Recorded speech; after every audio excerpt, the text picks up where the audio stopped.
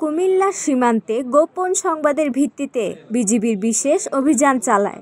সীমান্ত এলাকা থেকে উদ্ধার করা হয় 2টি বিদেশি পিস্তল, 2টি ম্যাগাজিন, 2 রাউন্ড গুলি এবং 12 কেজি গাঁজা।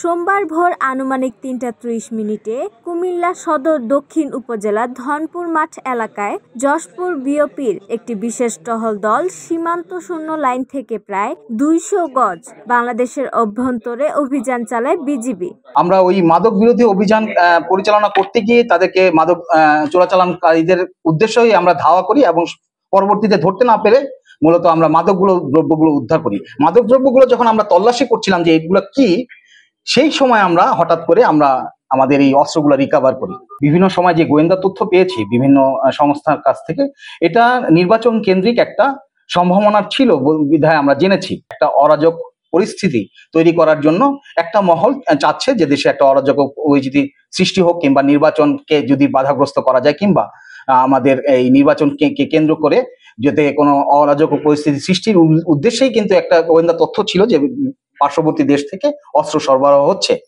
এখন এইটাকে আমরা এই হিসাবেও ধরে নিতে পারি, কিংবা নর্মাল যে চোরাচালান কিংবা নর্মাল চোরাচালানকারীদের মাধ্যমে অস্ত্র চোরাচালানকারীদের মাধ্যমে একটা চোরাচালানের একটা সম্ভাবনা থাকতে পারে। এটা আমরা ইতিপূর্বে এখনো নিশ্চিত না। এর বিরুদ্ধে হয়তোবা আমাদের অস্ত্র এবং মাদকদ্রব্য চোরাচালান আইনে মামলা হবে।